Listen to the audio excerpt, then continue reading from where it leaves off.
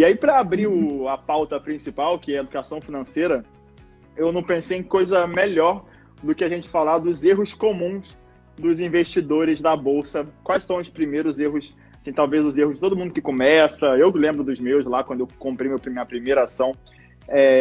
Você que tem muito contato com cotista, muito contato com o pessoal que investe em Bolsa, seja via os fundos da Alaska, ou seja, o pessoal que investe diretamente, que discute papel ali nos seus comentários, etc. Dentre tudo que você já viu, inclusive aquelas cartas, aqueles e-mails de cotista que você recebia e postava, que eu adorava, quais você acha que são os principais erros de quem está começando na Bolsa? Olha, assim, só para dar um pouco de paz de espírito para todo mundo aí, tá? Quem está começando, obviamente, comete mais erros.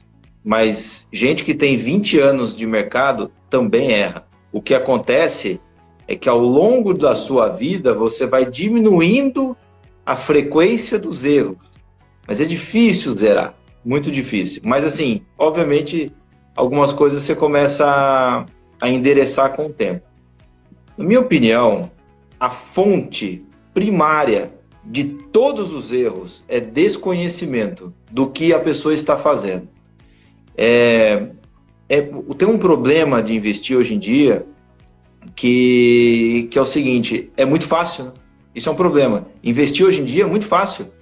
Você clicar e comprar uma ação, clicar e vender, ou você acessar um fundo, né, aportar e depois você sair, tudo isso é muito fácil hoje em dia.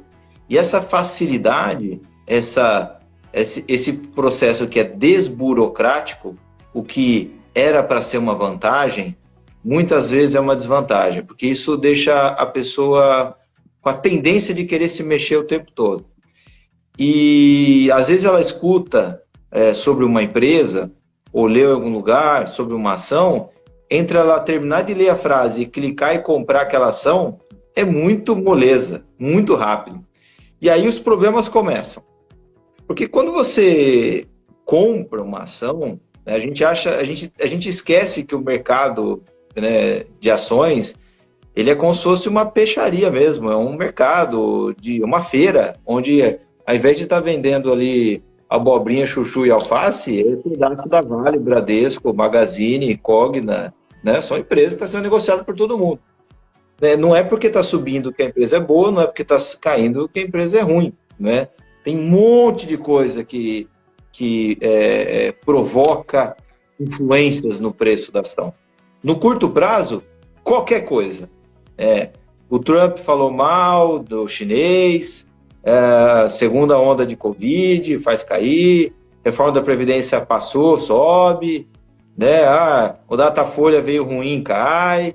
Assim, qualquer coisa faz a ação subir ou cair todo dia, e a gente não tem a menor ideia do que vai acontecer amanhã. Eu não sei se o mercado vai subir amanhã. Não tenho ideia.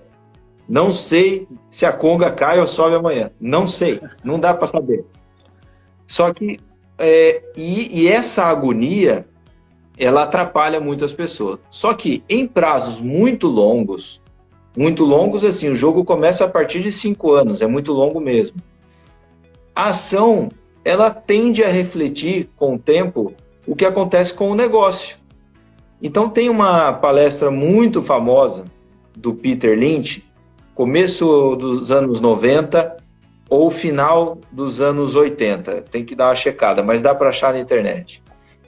Onde ele fala o seguinte, olha, as pessoas perguntam o que acontece, né? O mercado acionário é loteria, não é? Ele falou assim, olha, não é, tem uma lógica por detrás. Aí ele falou o seguinte, olha as ações da Coca-Cola, ele falou na época, acho que era 1990. Olha as ações da Coca-Cola. Nos últimos 30 anos, a ação da Coca-Cola subiu 30 vezes e o lucro por ação da Coca-Cola também subiu 30 vezes. Ou seja, a ação subiu porque o lucro da companhia subiu. Eventualmente tem descolamento. Se você olhar na bolha da internet, até a Coca-Cola ficou 50 vezes lucro, exagerou demais. Depois pagou o preço no começo dos anos 2000, ela voltou um pouco mais para baixo. Só que em prazos longos é a companhia que importa. Então, Quando você entra numa empresa, você compra ações, porque você só ouviu falar, ou leu superficialmente, você não está preparado para entender o que acontece com aquela empresa, você fica vulnerável. Isso é o maior dos erros. Então, uma pessoa vulnerável, ela é altamente influenciável, né? Ela sofre influência de notícia. Então, por exemplo, vou dar um exemplo, vou começar a dar exemplos práticos. Lá em 2017, a Magazine estava subindo bem, a ação estava R$80 antes do split, né? Então, como se fosse R$10 hoje. Ela estava subindo, estava fortíssima, R$80, aí deu a notícia, em 2017, a Amazon começa a operar no Brasil. O que aconteceu com a ação na época? A ação saiu de 87 e caiu para 50. Seria equivalente a cair de 10 para 6 hoje, mais ou menos. A pessoa que tinha comprado o Magazine no Oba-Oba começou a tomar 40% para trás na ação em 15 dias. Aí ela olha a ação caindo. Ela olha para a notícia, a Amazon começando a operar no Brasil. Lê uma notícia no jornal falando, a Amazon veio para desbancar os líderes. O que a pessoa faz? Ela vende. Ela não consegue, ela fala, agora vou vender, pelo menos recuperar os 40% ou 60% que ainda tem, porque senão vou perder tudo. Mas se ela estudasse a fundo o mercado de varejo brasileiro, o e-commerce aqui, ela ia entender que o jogo não é esse, não é a Amazon com a Magazine, ou Magazine com a Via Varejo, ou Via Varejo com B2W, o jogo não é esse. O jogo é do e-commerce contra o resto do varejo. O e-commerce no Brasil deve estar indo para 6%, 6 ou 7% no máximo agora, depois da pandemia.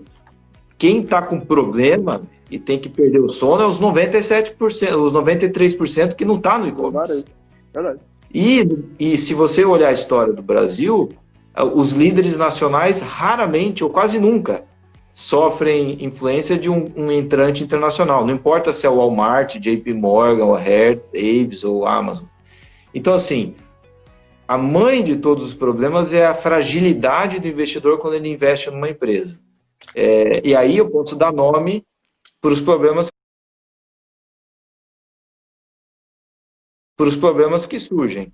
Um muito clássico, que até escreveram aqui rapidinho, eu bati o olho, é aquela que o Peter Lynch fala que as pessoas ficam cortando as flores e regando as ervas daninhas, né?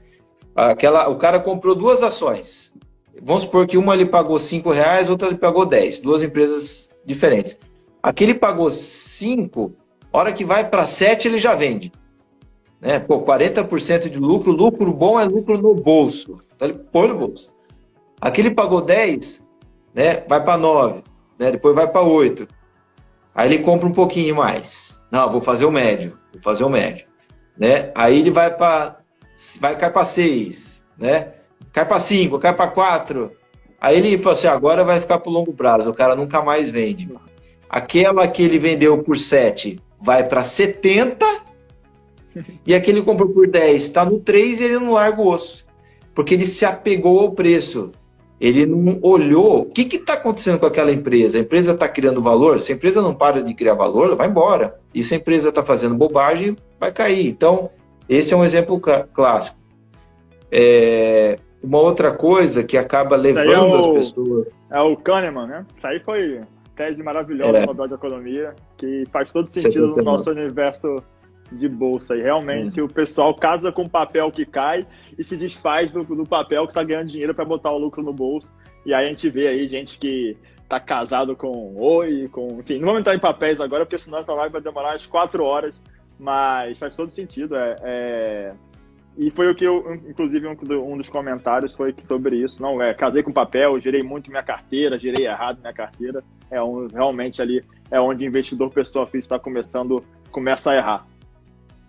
Um outro problema a gente tem visceralmente, tá no nosso DNA, e tá certo isso, nos fez chegar até aqui, a gente tem a tendência a agir, né? Que o pessoal fala em inglês lá, flight or fight, né? Ou você foge ou você luta. né? Então, você tá ali no mato, lá, né, o predador te cercou, ou você corre ou você briga, não tem o que fazer. Né? Deixa eu pensar aqui, vamos ponderar, né, prós e contras. O bicho já te pegou, não tem muito o que... Então, a gente tem uma reação natural, né, um modo natural de reagir rápido. Então, isso, para a Bolsa, é muito ruim, porque você tem um over trading, né? Você fica se compra e vende muito, com muita frequência. E aí, quando a gente coloca essa tendência de a gente se mexer, porque é muito comum alguém chegar e falar assim, faz alguma coisa, se mexe, né?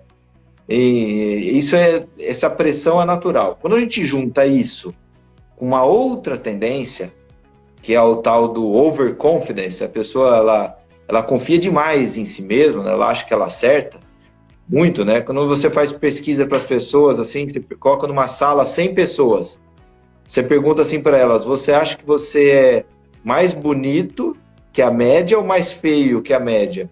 Aí você vai dar, assim, 80% das pessoas se acham mais bonitos do que a média, né? Você acha que você dirige melhor que as outras pessoas ou pior, na média? Aí dá 95% você acha que é bom motorista. As pessoas têm uma percepção sobre si muito superlativa.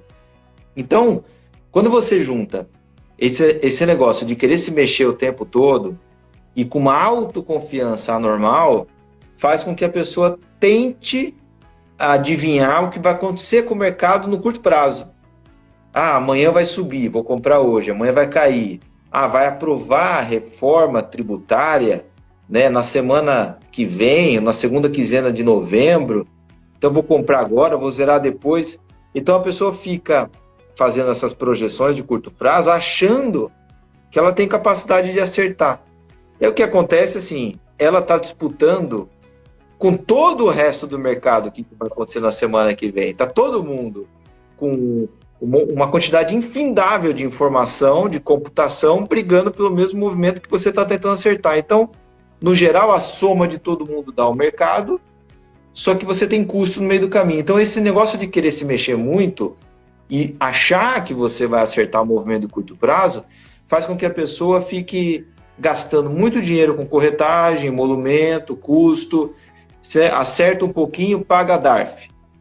Aí, era só ter ficado quieto, né? Porque deixar o negócio andar. Pagou. Esse imposto que você pagou agora já te comeu uma possibilidade de um imposto não pago continuar trabalhando para você, que é você segurar uma ação. Então, assim, esse overtrading machuca muito as pessoas. Se elas simplesmente ficassem mais paradas, o lucro ia ser muito maior. Então, a gente costuma falar, pessoal, é o seguinte, mexer na carteira de ações, para muitas pessoas, é igual quando a pessoa está mexendo em sabão, fica mexendo em sabão até acabar, né? Então, não fica mexendo muito não, fica um pouco quieto. É melhor fazer movimentos grandes, mais estruturais e segurar por mais tempo do que ficar tradando todo dia. Tradar todo dia é bem complicado. Minuto investido, conhecimento compartilhado.